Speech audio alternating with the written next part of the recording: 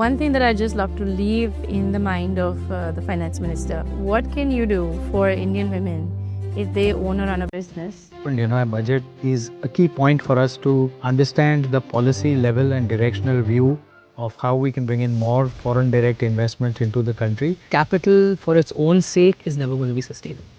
It's ultimately when that underlying demand is unlocked, I think that should be a big focus area. Simplify, simplify, simplify. Be it customs, be it any policies. Budget 2026 probably that way will not be just a financial exercise. This is not the time where we sit back, relax and say GST is done.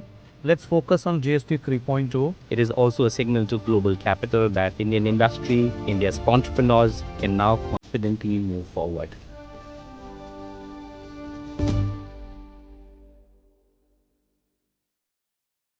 As India enters another budget cycle, the global economic environment remains unusually complex.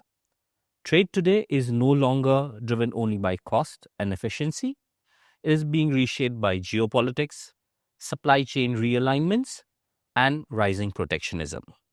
For Indian businesses, these shifts are not just abstract. They directly affect input costs, cash flows, and access to global markets.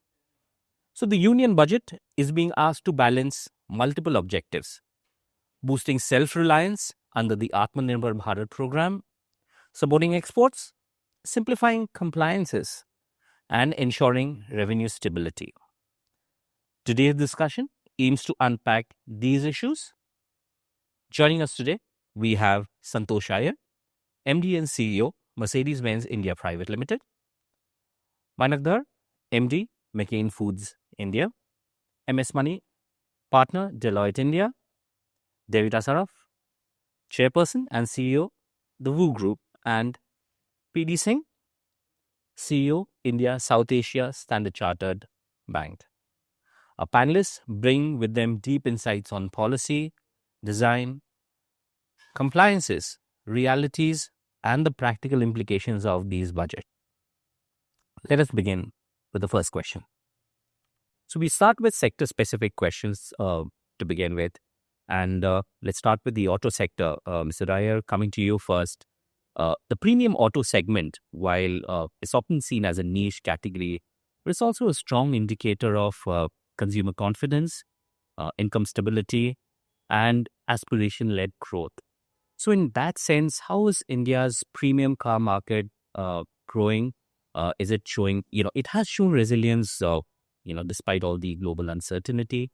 From a budget 2026 standpoint, what policy levers can sustainably boost domestic demand for a premium manufacturer without skewing incentives? So I think if you look at the way the luxury car market has grown, it used to be around 35,000-40,000 couple of years back, and now it has gone up to 50,000, 51,000 last year. That's one prism to look at it. But when you look at the average selling prices, I can say for us, a couple of years back, just after COVID, we used to be around 60 lakhs per car. Now it's around 1.1 crores a car. We in India are a 1.5 billion dollar company or euro company, I would say. So you can imagine selling, 19,000 odd cars that we did last year. I think there is a significant amount of value being created for the economy. Also in terms of job creation, if I say, directly we employ around 2,000-3,000 people. Our dealers employ 7,000-8,000 people. We have an R&D setup in India which employs around 11,000 people. So if you see the contribution to the economy also is significant just with one player. And of course, there are others also in the segment. What we have seen also is, I think there was a big step, proactive step last year from the government. If you see when they did the GST rationalization and that led to certain surge in demand. But if you go more closely, the passenger vehicle industry grew by YTD basis 7%. So there is a lot of claps and cheers there. But pre-GST, they were growing at 3% and post-GST, up 20%. So you can imagine one quarter, 20% growth driving a weighted average of 7%. And for the entire 4.4 million car market, if you take the luxury car market, it was growing, I would say, almost at double digits prior to this. if I take the Jan-September, and of course it went down into a single-digit growth post GST. And a lot of people ask why, what happened in the luxury segment. I think it's a couple of things. One, purely from a taxation perspective, because of the currency devaluation, the prices of cars have gone up. Last year, before the GST cut was announced, we increased prices by 5%. Reduction of GST by 6%, 1% impact, whereas in mass market the impact was 8 to 9%, because not only the OEMs cut down on GST, they also offered more incentives. So that explains the price sensitivity even in luxury segment. So it's of course, a value conscious buyers, but the price is sensitive. The second is about sentiments. As you mentioned, geopolitical topics, macroeconomic sentiments, and luxury is a sentiment driven demand, what was said and done. So when the sentiments became a bit muted, you could see an impact on demand. Capital markets also, this last year was not as buoyant, and that could also get reflected in the buying behavior. But if you see, the structure is more important. I think average selling price of Indian, at least for us, is now as good or even better than the global average. So that shows the maturity of the market and the people buying. Coming to budget, I think the biggest, if you see where are our customers buying and what drives demand for luxury car. To start with is infra. When you look at infrastructure spends, there is a significant a contribution of the road infrastructure. Today, people use luxury cars to do a Delhi, Jaipur, or even a Hyderabad, Chennai. They used to take flights. Their highways are much better. So we would say where in the budget, the capital allocation, one on infra is big, but what amount of allocation today is 10 to 12% is on roads. Can it go significantly higher? So that it helps. The other thing is, I think the rationalization in GST shows the intent of the government to simplify things. Can this rationalization also be applied to the custom duties? Today we have so many tariff structures, a bit more complex. It's time there is also rationalization there. And for us, we have these two slabs, one cars at 40,000 euros, some at below 40,000 euro. If we can bring unified slabs, drives demand in the top end segment. Again, it's only 5% of the market because 95% of cars we produce in India. But I think the biggest impetus we would see is we are a trickle down kind of a sector, right? If people make money, the sentiments are positive, we can have more buying behavior. So I would say something which helps capital markets. There's been a lot of requests like FIs, long-term capital not to be taxed, etc., because that brings a lot of wealth, and we have a lot of startups now buying cars. Last year so many IPOs going in, they all want to reward themselves. So I think if you are able to get something which can indirectly even drive capital markets. And last not the least, I think the fiscal statement that comes out of the budget, if the economy and the macroeconomy picture is stable and it has an impact on currency prices, because if this devaluation continues, maybe it's for a strategic reason, the devaluation happened to this extent. Of rupee has devalued 19% to the euro last year. But if there is something that the budget is able to at a meta level take care of this, currency drop won't happen, price increases comes down, the growth can be even more positive. So this would be the outlook, I would say. From currency devaluation, probably that's one aspect that we'll have to watch out for. The other sector that I want to come to you is the screens. Devita, you represent a sector where when we were growing up, there's a very popular ad which talked about neighbors envy, owners pride, and stuff like that. We've come a long way from that, and like us, you have a rising middle class, which is aspirational. Screen size has also grown larger, and India's appetite for large screen TVs has also grown. So what should Budget 2026 do to convert this consumption momentum into, say, long-term domestic manufacturing strength? You talked about GST and stuff like that, but that probably isn't long-term in nature. Yeah, definitely. I mean, we've all grown up watching televisions. Indians are very much, as we call them, screenagers. We like being in front of some kind of screen all day long. When I started View Televisions, the market for flat screen televisions was 3 lakh TVs a year. Now it's 15 million televisions a year. And the good thing is that the market in India now is not concentrated towards the bottom of the pyramid. So even my approach to building this business was to be more top-down, where we focus on a premium segment, compete directly with the likes of Sony, Samsung, bring the most high-end televisions for the HNI segment, learn the latest technology, bring that to market, because in the product life cycle, you always have the foreign players usually bringing the latest tech. At View, we've taken that lead. And then once we're able to sort of democratize that technology that people like, and India being a very specific market with its sort of entertainment and watching habits, we then reach a very wide audience, which we call Henry, which is the high order, not rich yet.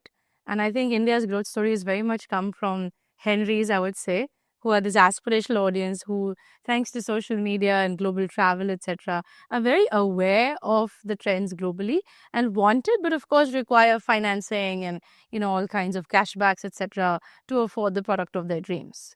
So, in being able to grow the business, we've been able to keep our positioning high, which is very difficult to do. All the players that have come in the past 20 years are cheaper than mine, and we've been straight going with the high-end players. But being a manufacturing country is pretty new to India. I think, decades ago, there was a lot of fillip given by the entrepreneurs, to do manufacturing in India. And then for many years, it moved away to other countries. And of course, this government has been pushing the Make in India. So I was personally actually part of the panel for the Prime Minister's Make in India policy. And I think one of the things that I feel personally is the focus has been so much on semiconductors. The government has given a lot of benefits to manufacturing semiconductors in India. And that's a great move. I mean, considering Korea is owning memory and they're just able to control the world these days. But also the fact that, the OCs, the open cell, the panels itself are all 100% imported from China. So, and our import bill is, it really rallies. Sometimes our electronics bill, import bill is higher than the oil import bill. So I think for the amount of screens that Indians are consuming for, their mobile phones or their laptop, tablet, for their TVs, unless the government builds these sort of mega hubs and is able to create OCs in India, we will always be dependent on China in this industry. And I think, the demand is just growing because display is a new paper. The demand is just growing. And if India starts investing a lot more in, open cell and panels, we can also be supplying to the world because, these countries have got a geopolitical advantage when they're holding that very one key component of a very mass product. So, yeah, personally, I think the Indian consumer has really been fabulous for Indian entrepreneurs, that the market is growing constantly. GST, as he mentioned last year, and it came just timed right before Diwali. So it was a good time. All of us advertised that, GST is over, time to buy the car, the TV of your dreams. And then comes January. And then we're like, yeah, okay, whatever you made up in GST dropped, now the rupee depreciation has come. So price goes up again. So I think the biggest challenge is, again, whether you are a manufacturer, an entrepreneur, consumer, anyone in this country, we appreciate what the government has really done, because I would not have been able to be the entrepreneur I am today if it was not for so much of the government's work. But a little bit of stability will be a good idea. Try and maintain the rupee, try and not have short-term policies. I think that was As a PLI scheme, there's a wide word PLI as well. right. Does that help? I think PLI is great for larger manufacturing hubs. You do not have PLI for the smaller components. So, for example, if you want to get the PCBs, it's cheaper to import the whole thing out of China than get the components separately. And then those are taxed at a lot higher place. So that's why I think it's a good fillip. The PLI has definitely helped bring the whole EMS business out of India. But I think unlike China, that owns the ecosystem from the beginning to the end, where not only are they, working on the component level, but also in the innovation and design level, I think PLI needs to be spread a bit broader. Right. So we'll keep Henry aside, and two speakers have already spoken about where the rupee is heading. Singh, I'll come to you. Global capital is no longer just seeking efficiency. It is risk aware. It is geopolitically selective. Okay. In that sense, is India seen as a strategic anchor country? Global trade and capital flows, it's increasingly aligning in geopolitical lines. How do you see India's role evolving, and what signals should Budget 2026 send to the global capital allocators? So firstly, I think India is in a very unique position. It's the only large-scale economy that is execution-oriented and that has a very stable outline and outlook as we go ahead. So with that unique position, when we go out and speak to investors overseas, some of the recent roadshows have actually given us some feedback, very similar to what Devita has said, that maybe some amount of stability and some amount of certainty, especially on certain aspects that international investors are interested in.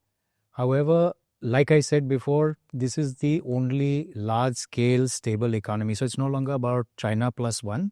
This is about India for scale.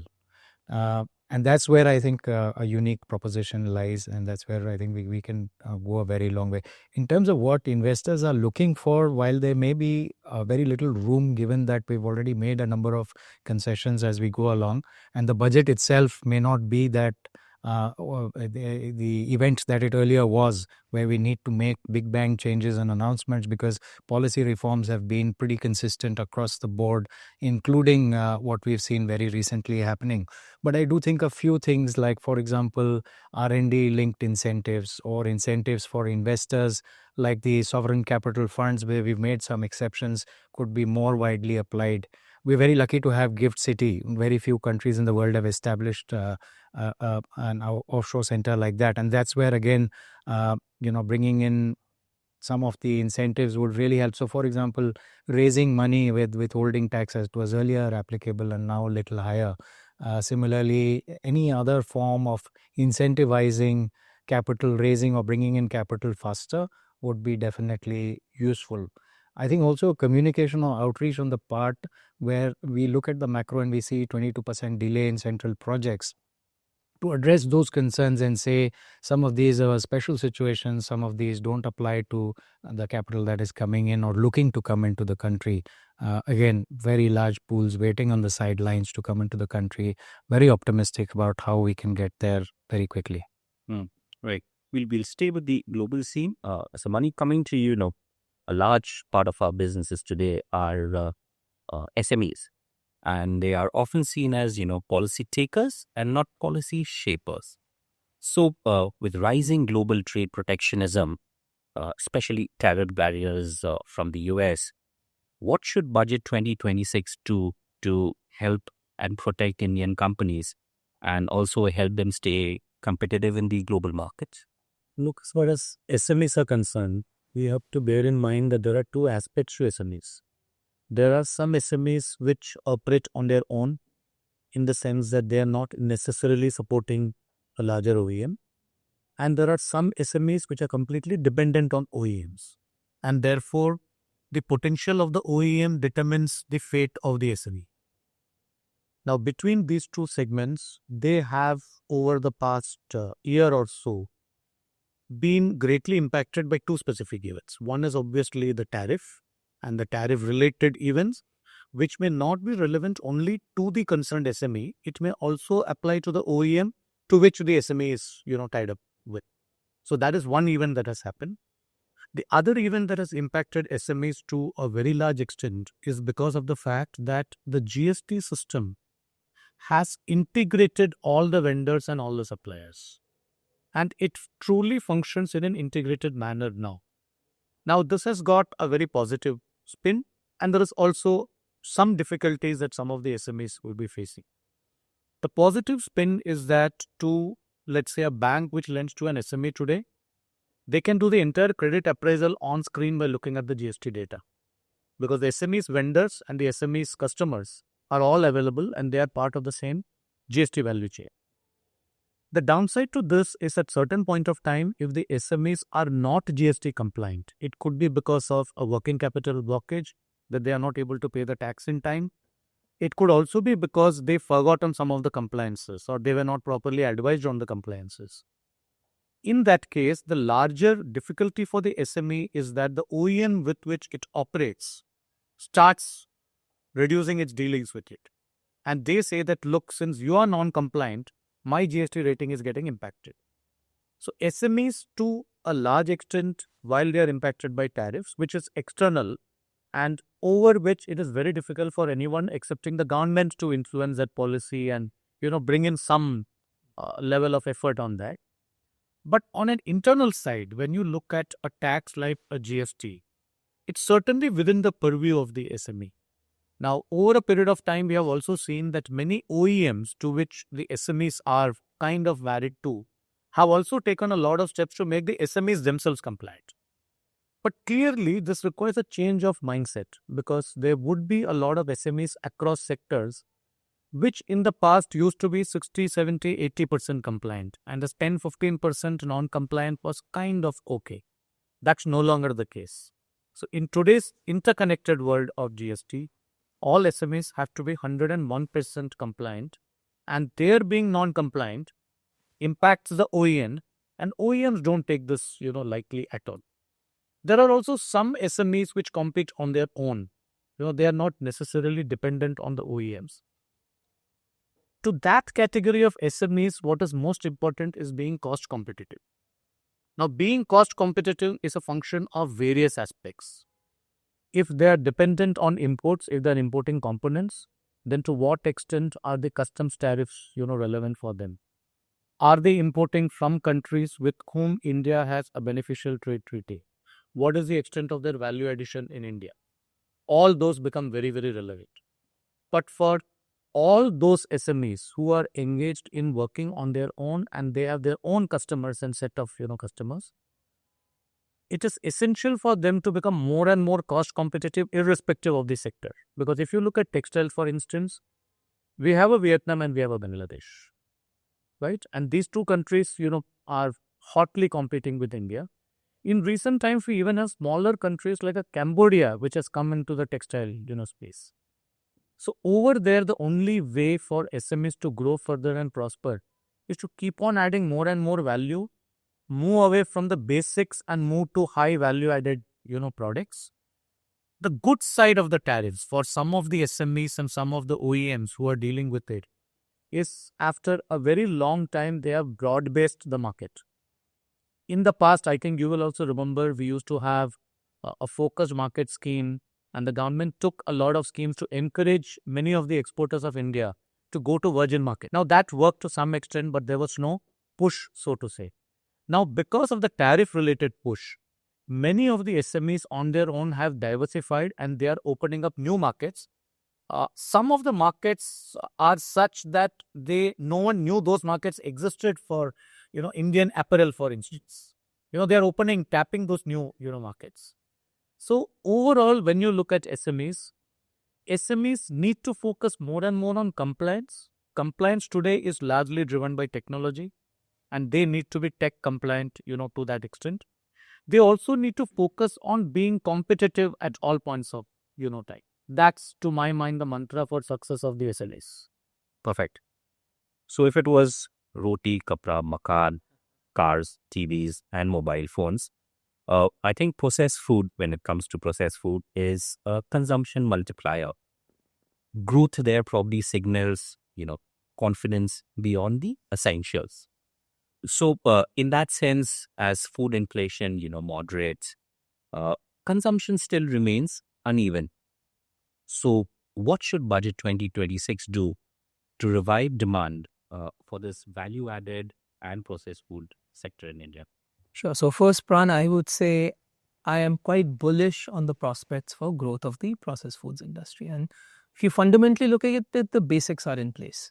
You have a young population, rising disposable incomes. With a young, digitally connected population comes aspiration, as you have talked about earlier, but unlocking that is not something we can take for granted. And if I look at the basic fundamental shift, I think we all need to make is move away from just capacity creation to fundamentally demand enablement. Because you can set up capacity, but that will not translate to consumption till we unlock what actually leads to demand. And I'll break it up into three things. Aspiration, but that's not enough. Then comes affordability, then comes accessibility. All three have to work together for demand really to grow sustainably. So if I first look at aspiration, a couple of levers for us to think about, especially in the context of processed foods, but could be more broadly applicable as well. One is, especially at the top end of the Indian economy, increasingly, we talk of make in India for the world. Increasingly, what our consumers want is make around the world for Indian consumers. Because with a digital world comes an inherent democratization of aspiration. People are aware of trends elsewhere. People are aware of what's happening around the world.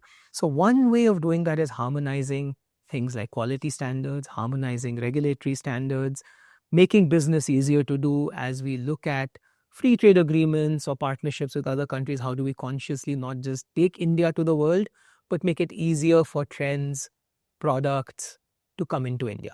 So that's one part of it. I think the second part of aspiration with a young, educated, digitally savvy population is rising awareness of food safety, quality, and standards. How can the government and industry work together to drive that at scale? Starting at a foundational level, education in schools, providing awareness on pack, driving the benefits of value-added foods. Then comes affordability. And affordability, I would say some of the other panelists have talked about GST has helped. But a one-time measure is not what's needed. One of the things that I think of is we often think of R&D as essentially inventing new products. I think one of the biggest unlocks in a market like India is how can affordability go down the pyramid through price pack architecture changes, through packaging innovations. And I think one of the things that we could really think about is how do we incentivize innovation that makes products, ideas more accessible to the population. That for me is true, one aspect of true R&D in a market like India. And the final place is accessibility, which Santosh talked about, Mr. Singh also talked about, is how do we continue to work on infrastructure? But in the case of a sector like ours, it's really last mile infrastructure. All the way from farm to the consumer, it's not just the highways in between. How do you reduce food wastage and losses from the farm to warehousing? How do you build adequate distribution chains? How do you ensure appropriate cold storage at the last mile? And I think that's something which, again, is something policy can enable, but needs to be worked on in partnership with industry. Interesting. So coming to you, Mr. Das spoke about, how R&D, affordability needs to go down the pyramid. Without taking any names, long back when I used to cover auto, there was a very large Indian car manufacturer who talked about, fog lamps as being one of the safety features. We moved a long way from there, and we have we now see different standards altogether. So how can Budget 2026 sharpen the transition from Make in India to say Make for India, especially for global OEMs? How do you balance localization with global standards? And what are your localization levels at the moment? So firstly, the localization as a concept, I think it's great. So we are talking a paradoxical thing, and one side we are saying make in India for India. On the other side, there is a huge export focus. We also need to realize that when you close the border, you won't get open borders. And it's also a bit ironic that, we are right now talking FTAs when the world is actually closing borders. So maybe the timing you can always argue, but it's never too late. The good part of what's happening now and is India's strategic intent is to open up more and more access to markets, which should help, of course, the Indian automotive and ancillary and component industry to compete. On the other side, regulation also brings cost. That's there, and it doesn't affect MNCs like us because we operate in highly, regulated and demanding economy. So our cars are built to those specifications. Let's take safety, for example. India may not have a rear crash regulation even now, though we have Bharat NCAP, but we all our cars are rear crash certified and done, and it's a standard. But when you look at the total market, because we have to also consider the 4.3, 4.4 million car market, what happened in the last couple of years was a lot of regulation added cost. Okay, there was CAFE coming in, there were safety regulations, and all of that is important because public health is at stake, safety is at stake. But when the cost got added up, and there's, as Manik said, affordability is key also in this market. These mass OEMs, be it two-wheelers, be it four-wheelers, their products became expensive because of regulation, and you could see a demand coming down to single digit or even 2 or 3%. And then the proof of the price sensitivity was the GST reduction. So the moment the price came out, there were people buying. That just shows the value as well as the affordability tangent. So I think India needs to balance this global ambition because we cannot become the Viksit Bharat dream of 5 trillion going to 10 trillion economy without participating in the global ecosystem. And there I think we need to go to markets who have money in their pocket, with I think we have a super cost base in India, and I think right now that courage for Indian OEMs as well as I would say component manufacturer, I can talk about automotive segment, is it's I think they can easily compete in any part of the world with what we can do. On the other side, we have to be open because it will never be a one-way street. So FTAs, not part of the budget for sure, but I think when you look at the intent right now, if there are large economies, and I think the government has already unlocked one or the other, but there are large economies like EU under discussion. I think if these things take shape, you can definitely see trade happening both ways. And this is where we come in to also say that we as a multinational, ever since the car was invented by us, has been operating in all markets. And free trade helps economies, free trade helps companies as well. So that would be our key outlook. But I'm not sure if budget can address it as such. But yes, the direction is there. Right. So, Devita, coming to I talked about participating in the global ecosystem, but true global competitiveness comes from IP and design, not just probably scaling up.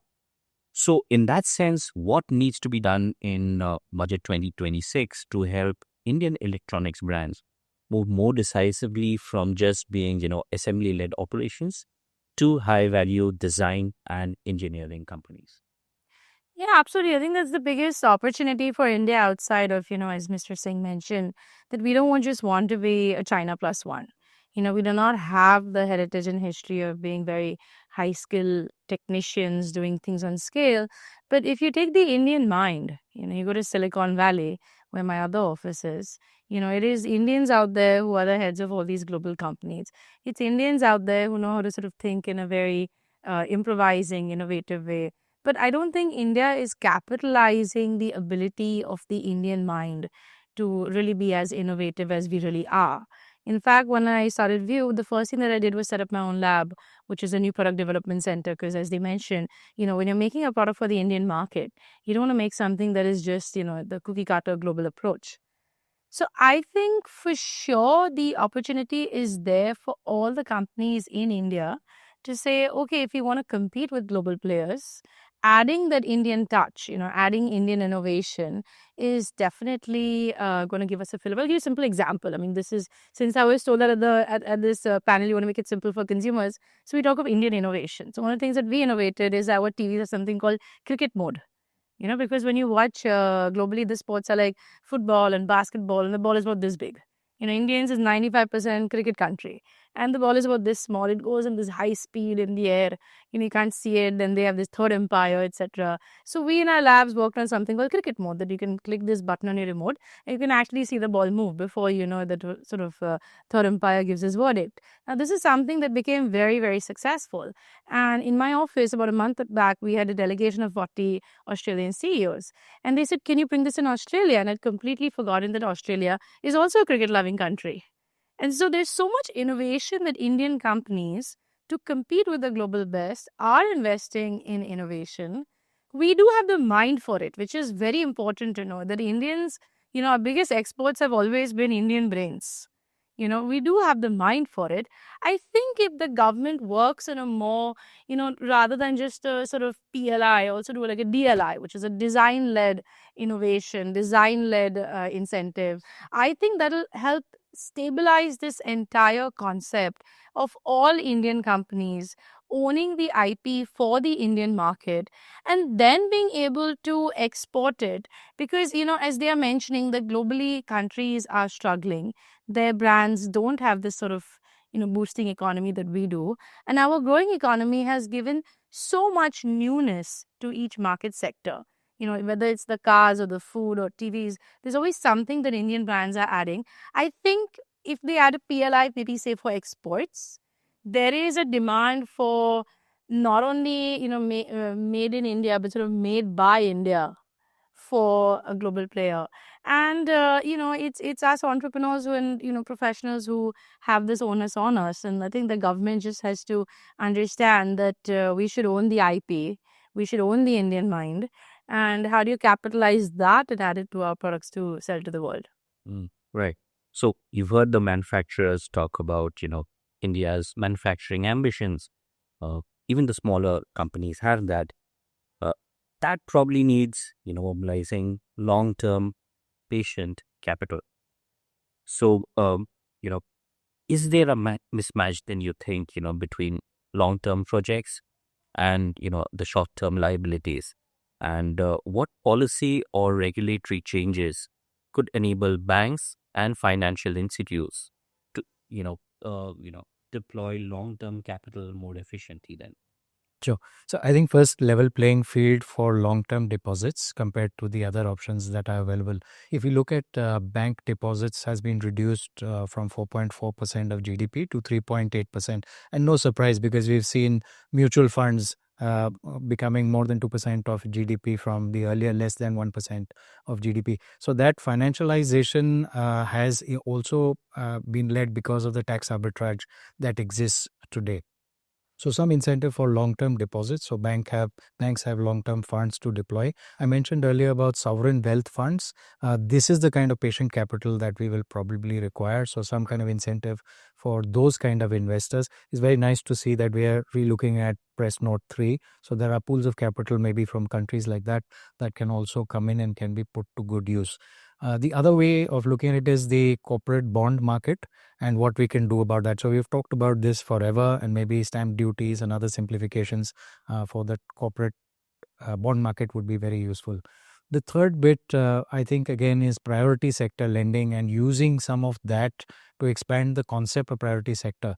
So why can't we have other aspects of priority sector which include the green economy that we're trying to encourage? So renewable sector, EVs, or related ecosystems around that. In fact, some of it could also go towards R&D, like was just mentioned, that how important R&D is going to be for the growth of the Indian corporates and businesses.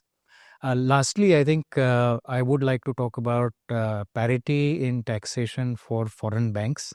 So foreign banks branches in India are taxed at 35%, which is slightly lower than it was before, compared to others who are taxed at about 25%. Now, again, using foreign banks for their strength, which is to help bring in capital. And when we talk about tax parity, we also need to compare with subsidiarization of branches of foreign banks that have been here for a very long time.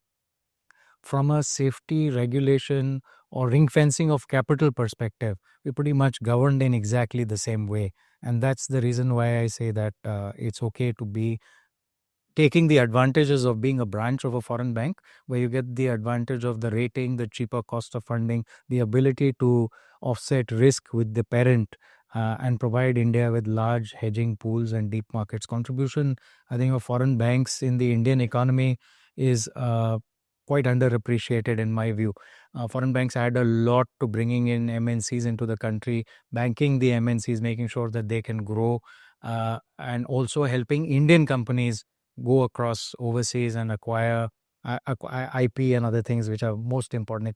Make beachheads, and then it's not only India for Indians, but it is Indian corporates that then become global organizations. Many of our largest conglomerates in India now have India as just a small portion of their overall business, and this is all been fueled and helped by these large global super connectors that have helped make this happen. Just to add a few more points to that, when foreign capital, whether it's FDI or FII, come into the country, the custody that because of the global connections that foreign banks have, 90% of all assets under custody in India is done by foreign banks. I would say about 50% of all hedges or risk management of foreign currency, and is becoming so important in today's time with the wild fluctuations and the geopolitics that you cannot predict, that we need to make sure that we manage that risk properly, is also done by the foreign banks in India. So for the scale and size of foreign banks in India, which is pretty small, the value to the overall Indian economy, I think, is far more to be done there to help them probably, help India grow bigger, better, and continue the contribution to nation building. But maybe also I just wanted to say that the budget may also be a time if the ambitions are there to grow SMEs, to grow manufacturing, to grow banking, and the export orientation is coming in. Let's pick up one of the weakest area like logistics cost. One of the topic that is impeding to compete. If you look at a cost is around 10 to 13% today's logistic cost coming up, and compared to the 2 to 3% of other economies which are export driven. Pick one topic up, the PLIs and everything, what you need to bring that down, not only in terms of cost and efficiency, be it ports, be it, or the entire movement. I think that when we did this GST rationalization, the biggest benefit was doing away with octroys and state taxes. And I think that is great. And you are not able to measure the strength of what has added to the economy. Maybe Deloitte has some study there, but we as, businessmen, we operating here, we can see the effect. And maybe it's time you pick up one or the other or the third pain point, go deep, get this sorted, and that pain point being there, get that competitiveness. It helps across sectors. You don't need to then go sectoral. Just a thought and a request maybe from... The other day I was in a conversation with a large logistics player. And while they talked about, how it's become far simpler to move goods between states, but the last mile delivery, where the urban infrastructure, in Mumbai itself, if you have to transfer goods within Mumbai itself, it takes hours altogether. Same is the case with Delhi. So why state to state movement and logistics have become probably easier, the last mile is still is a huge challenge. And I'll come to you, Mr. Malik, now. We've seen that compliances, is an issue for companies, SMEs, even large banks. They want parity. So, as India doubles down on Atmanirbhar Bharat, how can Budget 2026 ensure that you sufficiently and genuinely, it helps SMEs, exporters, large companies, in compliances rather than increasing cost? Now, we've talked about, the logistics cost. It isn't as seamless as it should have been with GST in place. I think in 2017, when we used to have our initial conversations, we used to talk about, how easy it will be. There will be no borders, no checkpost altogether. I don't think that has happened. I think it has happened to some extent. It may not have happened to the desired extent. And we have to bear few things in mind. One is the fact that if we compare the compliances specifically, and when I'm talking of compliances, I'm not referring to tax compliances alone, compliances across the border. If we look at compliances that we have in 2026 compared to the way it was in 2014 or 13 or 15, it has significantly improved. Now, and this is not only because of GST integrating and subsuming 10 taxes and various round of nationalization, rate changes, etc. It's also not because income tax has become faceless and income tax has become much more easier to navigate. There are across the board compliances which have been altered, been changed for benefiting all businesses. But when we say that, two aspects we need to keep in mind. One is the fact that as the economy grows, as we become more and more globalized, as people travel more and more, as businesses get integrated more and more, the aspiration also increases in respect of compliances. So the aspiration is not only for more goods and services, similar to the rest of the world. The aspiration is also for compliances similar to the rest of the world. There is always a process of catch-up that has to be, played. Okay. Other aspect which we have seen, very clearly on the ground, is there are certain compliances which are the responsibility of the central government. There are certain compliances which are the responsibility of the state government. And there are some compliances which are the municipal corporation and Zilla Parishad. Now, to a very large extent, what we have seen is that the common citizens or a business located in a particular area, when they complain of compliances, it is the local level compliances which are, there. But more often than not, all compliances typically are bucketed, together. And we say that, look, compliance doesn't happen. Now, this is not to say that states have not done their bit. Some states have done a lot in compliances. but much more can be done. When technology changes and when the movement of goods and services changes, there is also an impact on compliances and on the economy as a whole. 5 years back, no one could imagine 10-minute delivery. So when 10-minute delivery has happened, it's not only a logistics issue. It's added to the number of vehicles on the road. It's added to a certain category of people who work as per their choice. It's also added to the pressure that is there on the regional transport officers across states. Because bear in mind, in all the states in India, we have one regional transport office which takes care of the entire transport infrastructure of that state. This is not segregated into, high-end vehicles, low-end vehicles, moderate vehicles, two-wheelers, etc. It's a common set of, people.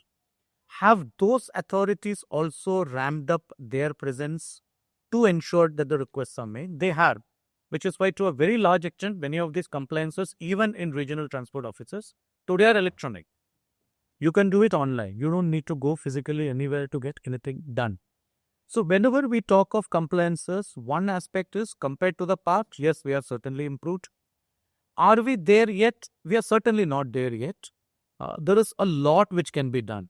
For instance, many of the other countries, including countries in Europe, have a concept of a group level reporting, where intra-group transactions typically are not looked at from a tax perspective. And therefore, the profits of the group are what get taxed. And that is what is considered. Now, do we have a group concept in India yet? We don't have. We still have a legal entity concept in India. So, intra-group transactions also attract the same level of scrutiny for income tax, same level of scrutiny for GST. Should we get there? The answer is obviously yes. But it may take a bit of, time. And by the time we get there, I'm sure there'll be more digital supplies which are required to be taxed. Interestingly, one aspect that, all of us should feel very happy about is the fact that for certain aspects of tax compliance, when it comes to something like, let's say, e-invoicing, we have many countries which are today following India. So many of the countries in Southeast Asia have followed India's model. They have actually taken the source code from the government and they are following India's e-invoicing method. Similarly, the GST matching that we have done, because the GST matching is done for a gigantic amount of data that flows through the server, and this has to be done over a period of less than 3 days after the returns are filed on 10th of the month. And by 15th, the data needs to be available to the buyer. This level of matching and this level of server coordination, many of the Southeast Asian countries are now following India's pattern to do that matching. Some of the other countries have also reached out to the government by saying, can we, use your infrastructure?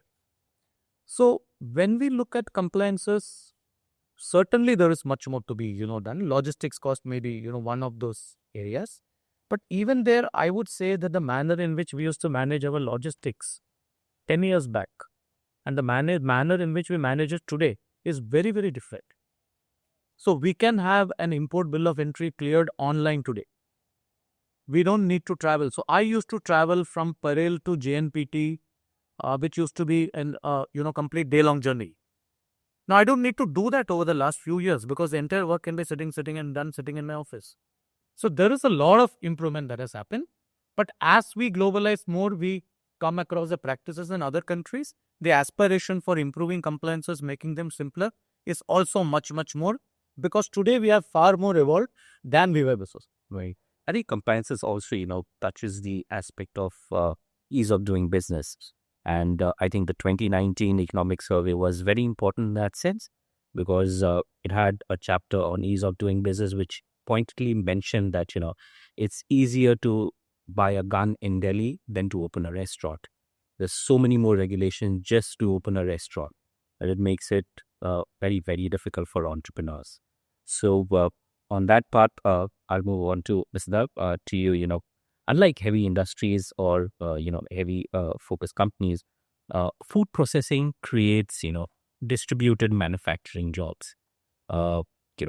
Then we've always heard in budgets also that food processing is the sunrise sector. It's been sunrise for quite a long time. What budgetary interventions do you think is still missing? to unlock this full manufacturing potential? Because, budget clarity here impacts rural households and farmers as well. Absolutely. No, that's a great question. And I think the first thing is, I think we need to expand our definition of what we consider the food processing industry. Because often we look at a factory and we say that's the industry. And as you rightly said, there are literally lakhs of people involved in the whole ecosystem. So if I look at an industry like us, the farmers, thousands of farmers, their families, employees, labor, distribution teams, all the way through. And I think ultimately a lot of the policy framework, I would say, is in place, and a lot of it is geared towards ease of manufacturing, ease of capital investment. I think the real unlock will come when we look at that entire ecosystem and say, where can we make doing business more and more frictionless? And so it's not just building for scale, but really going deep and saying, where are those pain points? So if I look at the whole idea of, we often say farm to fork or even farm to factory, how do we make that as frictionless as possible through greater digitization, greater transparency, greater ease of, contracts with farmers, so that that becomes more frictionless? How do we look at infrastructure enhancement so that there's less food wastage, so that there's more predictable supply? How do we look at harmonizing quality standards with the rest of the world so that that makes exports more predictable? So I think the real unlock will not come sometimes from what is most visible and grabs the headlines, which is big factories coming up, but it's sometimes the things which are sometimes a bit under the hood, but what actually make the whole ecosystem work, just removing friction, making things more transparent, more predictable. That's what I think would really be the unlock. So policies that enhance those, working together with industry, are what I think will also just generate much higher returns on all the investment that is coming in. Right. Are our safety regulators also in sync with the global norms? Because, when we cover aspects like seafood exports, for example, there are times when there are question marks on the safety ratings that have been provided to, the export consignment or the export product. I'd say there are two parts to it. One is purely from a compliance and harmonization standpoint. I think on that it's a journey. I think we've made a lot of progress. If I look at 10 years ago versus where we are now, I think we're making a lot of progress in just harmonizing how India looks at food safety and quality, how many other markets and our trade partners look at it. I think there's another aspect of it which comes back a bit, we talked a little bit about, Ms. Saraf talked about, made in India, but really taking in innovation is ultimately the aspect of safety and quality is also how it is perceived by customers and consumers. That is an area I think we can continue to do more on, which is how can Make in India not just be a statement, but something which elicits trust. Because ultimately, when it comes to food, food is cultural, food is emotional, food is something we feed our families. It's not just something you use in a functional way. So I think the compliance, regulatory harmonization, we've made a lot of progress, but understanding how do we convey that quality, how do we communicate that to our customers, consumers in a proactive way to unlock markets for Indian manufacturers is, I think, still work in process. Still work in process?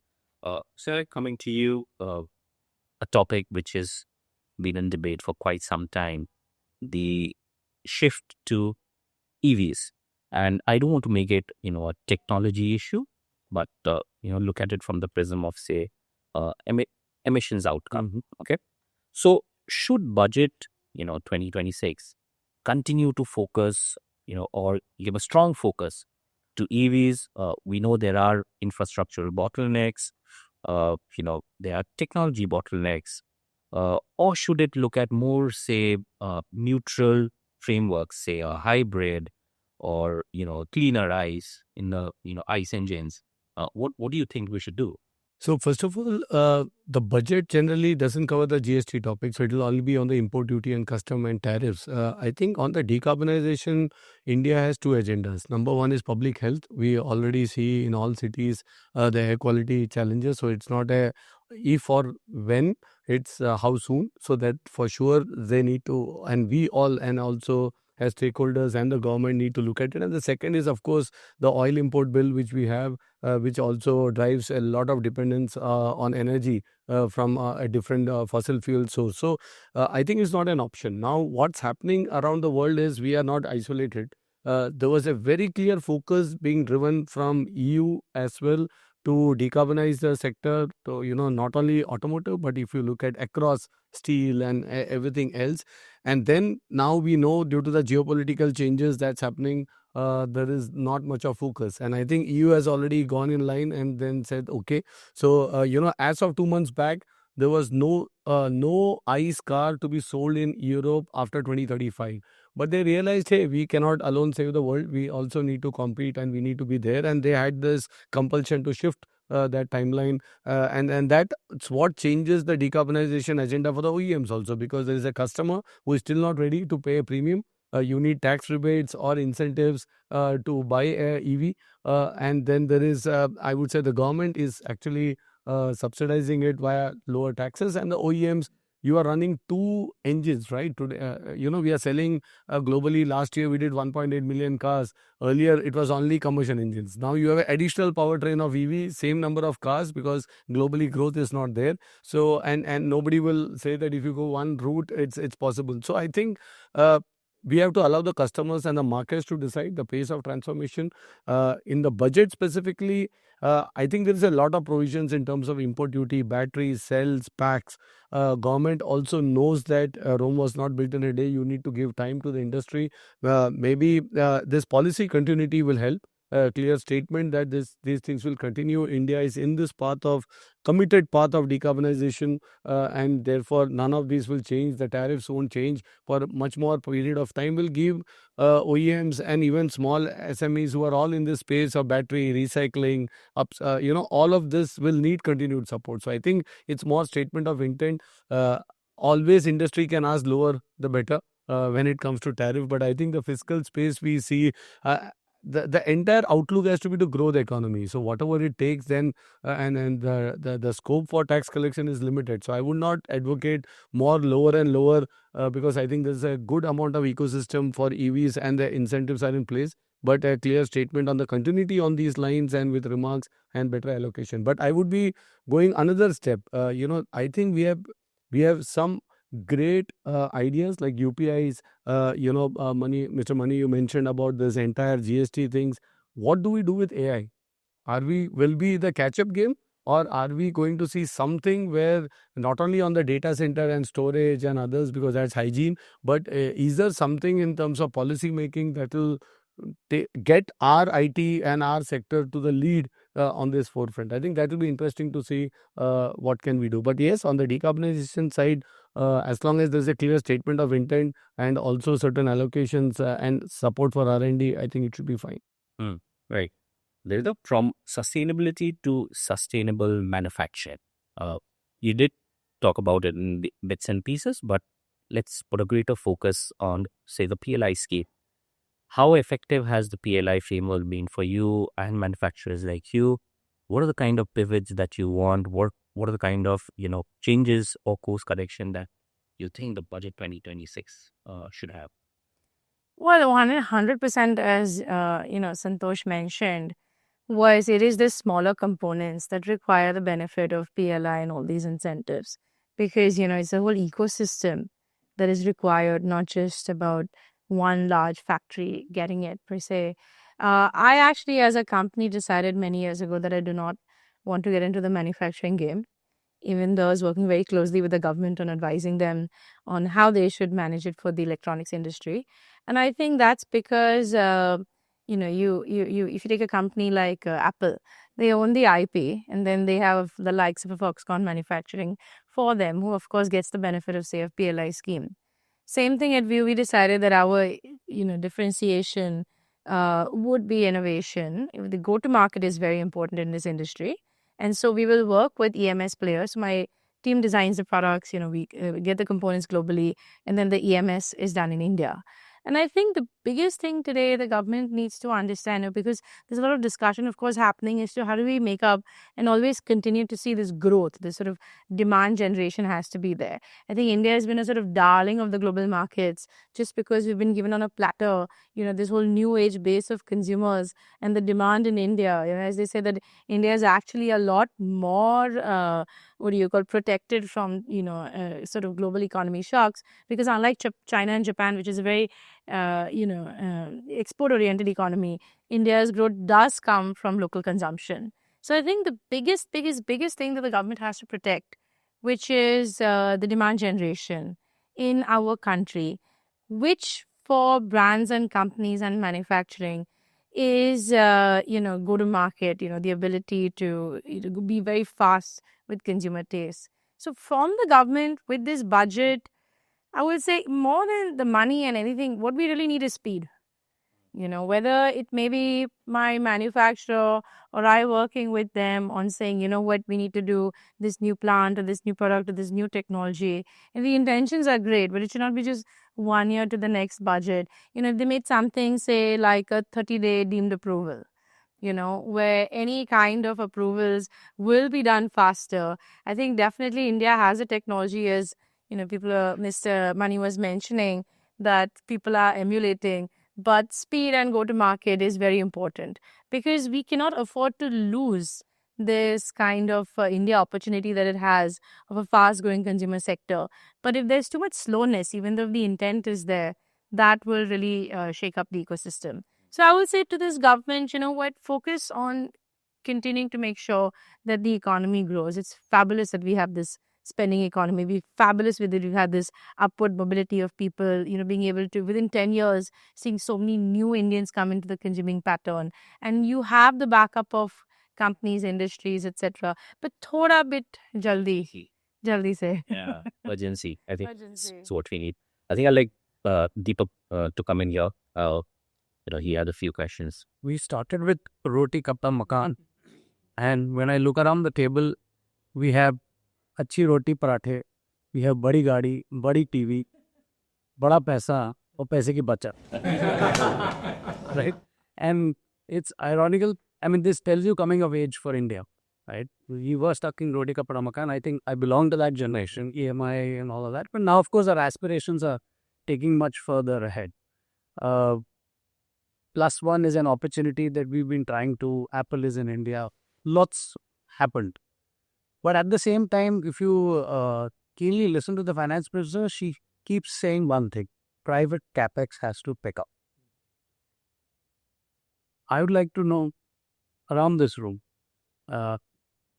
starting with maybe Mr. Singh, because he's the money man in the room. One thing that you think lags private capex, if you agree to it. If you don't agree, then you will have numbers, obviously, because you know the money coming into India. Is there a lack of private capex? And if there is one, then why? So firstly, I think private capex is happening. It's happening in pockets. There are green shoots of private capex happening across the board as well. So when private capex, let me give an example. So for example, if we see cement consumption, and we just take November and December maybe, cement consumption has gone up. Now that can't happen in isolation. Cement can't be hoarded, it can't be stored. So therefore that means we're going to have steel consumption as well. Therefore it means we're going to have logistics as well. If you look at the fast tag usage of commercial vehicles, for example, that has also anecdotally gone up quite significantly. So it's not as if consumption is not happening, and it's not as if capex is not happening consequently. What we are looking for is a more widespread capacity expansion, which is difficult to do at this stage when you have our closest neighbor, China, which has vast amounts of overcapacity. So if that situation remains for the foreseeable future, it's very hard to commit in the current environment to large capex happening in any country, at least in this part of the world. So one is geopolitics. The second is the scale which India offers. And the third is the ability to monetize that as quickly as possible. So some of the things like Devita mentioned, can we have like a 30-day deemed policy, or can we have like a single window clearance? Can we convey to international investors the certainty of policy? And there have been fantastic policies that have been made in the last few years that have really helped bring in more money and more interest into the country. Local entrepreneurs have gone offshore, like I mentioned earlier. Can we not capitalize on that to use that IP to bring manufacturing back into the country? And that is the kind of capex I think we are talking about. We are seeing across the board. So not entirely agree with you that capex is not happening. It's not happening probably at the speed at which we all desire, and which is what you mentioned, as the urgency to have that expansion or additional capacity doesn't exist because of some of the factors that we just spoke about. Right, this one. I guess private capex is happening, but private capex is more a function in terms of the return the entrepreneurs will get on an investment. And that return is a function of two things. It's based on the cost of the borrowing, and it's also based on the margins that the entrepreneur can, get. Because we can keep making all sorts of policies, but eventually, if an entrepreneur is taking out his reputation to invest in capex, he's obviously doing that because one, the rate of return that he gets is more than what he would get if he were to invest it in a fixed deposit or a mutual fund. Otherwise, why should take any risk? So the risk return has to be commensurate with what he expects from that investment. When he does that, therefore, it has to be in a sector where he clearly sees an opportunity. Fortunately for us in India, we have various sectors, subsectors, and now carve-outs of the subsectors. Where there is a demand and where entrepreneurial skills are happening. We also see various sectors which have been neglected since a very long time picking up all of a sudden. Let me just give an example.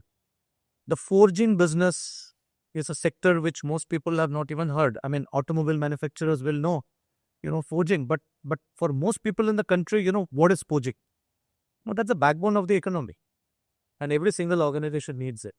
So, over the last 5 years, we have seen a lot of investment going into the forging sector by smaller enterprises who are certainly not listed. But these are people who for the last 20 years have built an expertise in the forging business. They have set up new entities. They have set up new factories. They have diversified across the country. Most of these won't make the news because they are not large scale. They are relatively, smaller. And the good side of what we are seeing in the last 2 years, post-pandemic, is many of these smaller and lesser known, businesses are now going abroad and acquiring forging businesses in places like, Czechoslovakia. They go and acquire forging businesses in Poland, and they are willing to run those businesses. Now, bear in mind, none of these is a big ticket acquisition. None of them are gigantic in scale. Many of them are funded, but they are not funded by large banks. They are funded by, lesser known channels and sometimes the informal channels as well. But that is a success story that is there. But till such time, an entrepreneur, does not get an assured rate of return, no entrepreneur will want to stick his reputation. We also have to bear in mind, because of the FTAs that we signed in the past, it is actually cheaper in many businesses to import, assemble and sell rather than to manufacture. And the risk in the import, assemble and sell is far lower than in manufacturing. So for an entrepreneur to take that risk, there has to be an assurance that there will be a certain degree of return, and that will be commensurate with the risk that the entrepreneur takes. Right. Anyone else wants to fill in on? Well, I think the return is a very important aspect, because you have to look at risk adjusted capital return. Again, I go back. So on one side, you take our example. We are investing. Day before, we just recently announced we will localize Maybach in India as a 2.75 crore car, and we are adding more invest on to top of the 3,000 crore invest. But when I have to look at the bottom of the segment or the entry segment, the margins are not there, and for if to justify the capital return that this market would need. And then you add that with a depreciating currency. So, it's very similar to what happened in capital markets. Why did the FIs see a negative return in India? Because when you change that to dollar parity or euro parity, you just don't, the returns evaporate. So we can still do, and it again goes back to affordability, as Manik said earlier, because the affordability is still just climbing up. The price points are lower, margins are lower. The moment if there is anywhere the margins are lower, it goes back to the economic theory of risk-adjusted capital and should capex happen. So I think the intent is there even from the government. There is also a very clear support. But a lot of support today states are picking up. Actually, if you see, there is the one big change I see in the last 10 years is states competing for capex. They are ready to roll out red carpets. They are ready to give incentives. The money is coming back, at least in a couple of states. If you go with the commitment and the MOUs, I can say that for Maharashtra for sure. So I think that's a very welcome sign to drive capex and change. But it's still not at scale. It's still not at something where it's based on a business case where, yes, let's get the capex in. Maybe we appreciate appreciate that the margins won't be there because of the affordability and time to catch up. But then when we build that scale, this is what other export-led economies did, right? They ensured the industries were able to build scale. They supported indirectly the capex via various incentives and programs, and then that helped. And that's again, I go back to the other topic, logistic costs. If you are able to compete and make products cheaper, then the margins are higher. And if that's the case, it will attract capital any which ways. So that would be. So I think the effort has to be first a stabilized currency, so that if you are looking at foreign capex, because to come into India, because everybody would at some point like to make some money and then see the risk adjusted return when the capital goes back, or the returns go back at least. Yeah, the only thing I'd add to that, having recently lived through some examples of capex, both capacity enhancement at our current manufacturing facility and also looking at a greenfield site over the last 12 months. See, I think when it comes to capex, attracting capex or facilitating capex, there is one part of it which is the dollars and cents and capacity and calculus part of it. And that is always going to be there. As Mr. Singh said, every organization will make its own calculations on what makes business sense. I think there's another part of it which I think is increasingly important, which I've been very happy to see the government moving steadily in that direction, is ultimately attracting investment also requires building the confidence among stakeholders that there is going to be predictability, there's going to be transparency, which all end up leading to predictable returns. And I've personally seen a very good example of that over the last few months, but I think we need to continue doing that. Because I think we need to acknowledge the fact that India wasn't always open for business. There is a perception, and we need to work together as industry, as government, to continue breaking that perception. I think the second thing that industry needs to do as we work with government, and I speak particularly from the foods industry and our experience, but it may be more broadly true as well, is the investment thesis that we talk to government can't just be in the currency of capital and factories, because ultimately it's a whole ecosystem that gets impacted.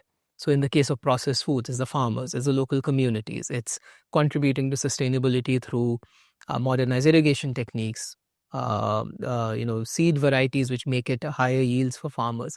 So really putting that all together and really starting to work in a less transactional way of we are investing so many crores in a plant, because that then makes sense longer term both for corporations and the government, which then leads, of course, into conversations on the time horizon corporations are more kind of comfortable investing in, how governments look at incentives. So I think that's a conversation which I think we need to have more of, which is ultimately for both the government and for industry, setting up a factory is just a physical act. Ultimately, if you're going to build for the next 30, 40, 50 years, building demand, impacting local communities, ensuring sustainable practices, that needs to be built in as part of the investment thesis. So that's something I've actually found quite positive. I found the government very receptive, open, transparent, both at the central and the state level. But that's the kind of conversation I think we need to have more of. Right. So Vivek, I think two things that's come out, one from Mr. Singh and Mr. Dhar, is certainty of policies. Do you think, we see more of that? We have seen recent cases where certainty of policies probably, people might start to question that again. I think the biggest example is the recent case of Flipkart and Tiger Global getting challenged. There was a certainty double tax avoidance treaty. Somebody went ahead and sold Flipkart, though in Mauritius. And now the courts have challenged and there's a tax avoidance claim. Is that something that impacts our perception to get more foreign direct investment? Is the question right now everyone's asking. Because A, what does it do to perception? B, already we're in such a geopolitical risk environment that to attract foreign capital, you clearly need policy support and certainty both. So I'd say, I'd ask you, Mr. Mani, what do you think of it? Because you play in that area and you advise clients also around it. How to go about it, how to save tax if you can. Okay. But we've had the ghost of Vodafone, we've got the ghost of, a large steel maker trying to set up a plant here. Didn't happen. So sometimes, people think that, you're going back to the same thing all over again. Look, first is as far as the Flipkart Tiger Global is concerned, it's kind of less than 24 hours old. We need to go through the decision, the judgment to find out the basis on which they said. What we have to bear in mind is that is a decision pronounced by the Supreme Court. So it does not have per se anything to do with the government per se. It's a decision which is given by the highest court of the land, which looked at a certain transaction and came out with certain inferences. We have to read that to know, what exactly is, the reason and why they decided. But on a larger issue of, should we have more of policy certainty? The answer is obviously yes. But linked to that is, will we ever have absolute policy certainty? Which is what at some quarters, at some point of time when people say that your policies should be stable for the next 10 years. Yes, they will be stable. But does that mean that the executive forfeits the right to make changes to the policy depending on the changing needs of the country? Because bear in mind that whenever we talk of policy, whether it is tax policy or anything else, it's relating to the requirements of the country as a whole. So if the government in its wisdom, if the parliament in its wisdom feels that it is necessary to enact a law in 2026, in 2030, it is quite possible that the requirement for that law completely changes. And if you just look at the manner in which digital supplies have been taxed worldwide, across the world, there has been so many changes. Every country has changed their policy. Because before they started taxing digital supplies, half the people, the lawmakers, did not understand what were digital supplies.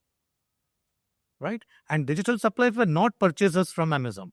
So initially people felt purchasing something from Amazon as a digital supply. That's not a digital supply. So the law of the land and the tax laws keep evolving with the manner in which business evolves. And therefore, unfortunately, in certain situations, we have an issue where a law which was tailored for a particular situation or built in keeping a certain situation is now applied on a new situation. That is where the courts come in. That's where the tax tribunals come in. But does that indicate that there is a complete absence of policy uncertainty? Is there complete chaos? The answer is clearly no. There would be a few aberrations which come up from time to time. These aberrations again are not a function of Bharat alone. We see these aberrations happening in other countries. We see many more aberrations happening in Southeast Asian countries and many other competing economies. The law of the land is largely settled in some of the developed Western economies because they have been dealing with this for a longer period of time and their lawmakers have dealt with certain situations. So whenever something of this kind, happens, my normal take on that is one, read it in entirety before, coming to any conclusion. Second, for all this is just an aberration. It's not the rule. I have a few questions for Mr. Mani, but this is going back to the earlier point we were talking about enhancing capacities. So there is input tax credit and monetization of that, I hear, may not be very easy from those who are looking to put up new capex. And maybe, Santosh and Manik, you can also chime in there. What has been your experience? And Mr. Mani, is that actually a constraint for new capex to come in? Yes. Because that adds to the cost. Absolutely. So there is certainly an issue in relation to input tax credit under GST law. And the reason why it is a challenge is because in the GST law, the inputs, input services and capital goods have been differently defined. Now, ideally, the normal understanding when the earlier VAT law, excise law, service tax law were repealed, the understanding was that anything on which a manufacturer pays GST would be available as a credit. That was the understanding at that point of time. Now, there needed to be certain reasonable restrictions to that. And those restrictions were made. Unfortunately, many of those restrictions result in a situation where for normal capex also, you have to justify why that capex is necessary and how that is integral to the businesses. So for capex again, it's not a blanket rule which says any capex you incur, you can get an input tax rebate.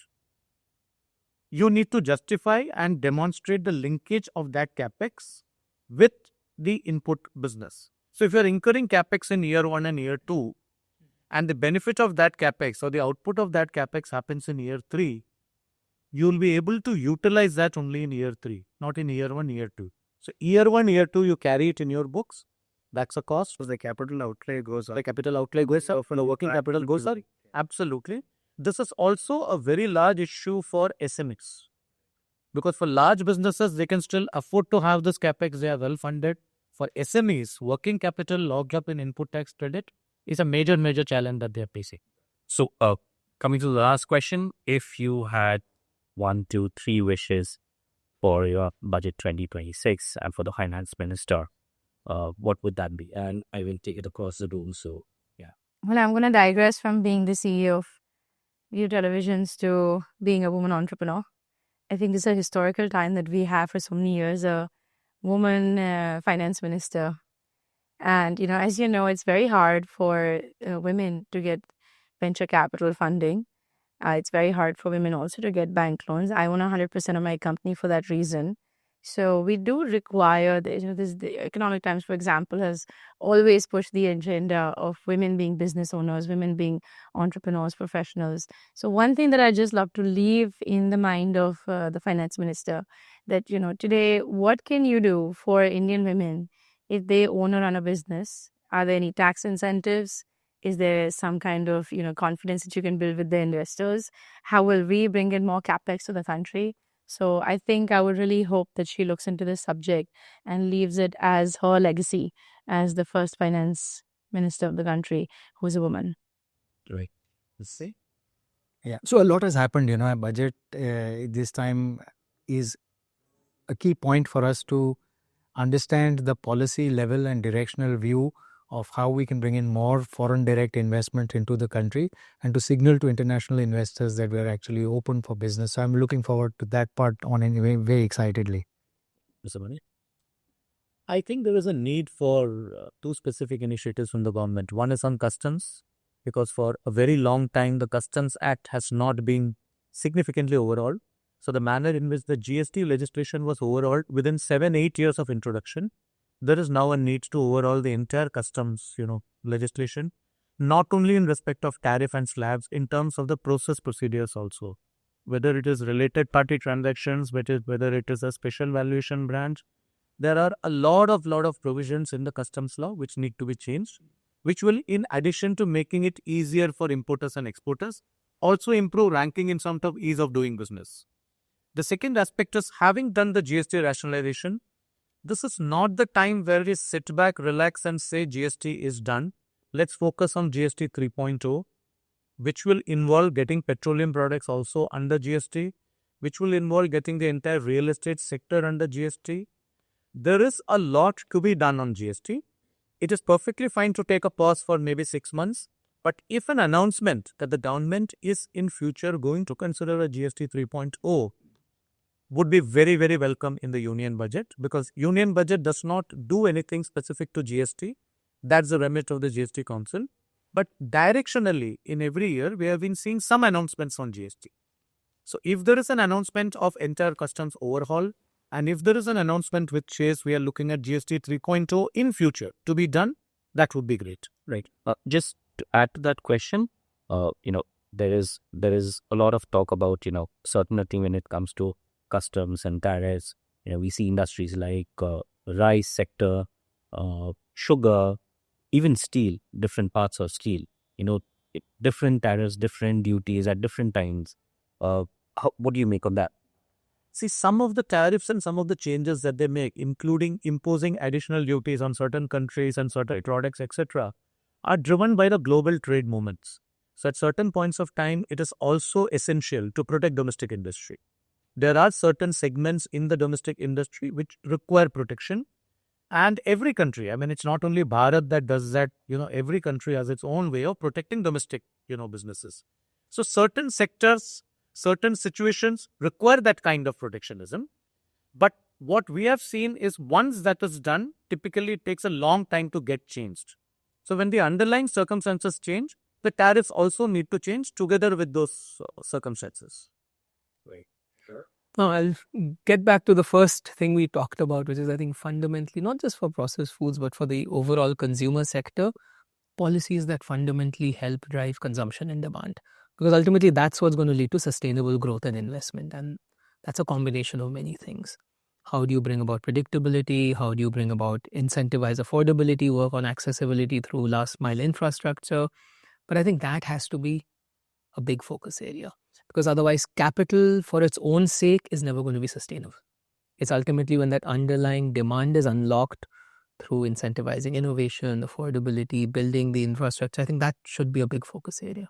Right. Mr. I would like your handle. Well, I would think of three key areas. Number one, show what execution has been happening, because I think every budget, the outlays are there, huge outlays on different sectors. Maybe the demonstration that we are on track for the 5 trillion going up to the 10 trillion economy. So we have executed what we have planned. I think that gives a huge confidence on the overall economic setup, because budget is also a statement of account. So you can show the execution that has happened. Second, I would say consistency. So demonstration of a consistent policy making towards reforms, towards showing that some of the topics like decarbonization, etc., are still on the agenda. So showing a consistency that gives a lot of confidence for everyone.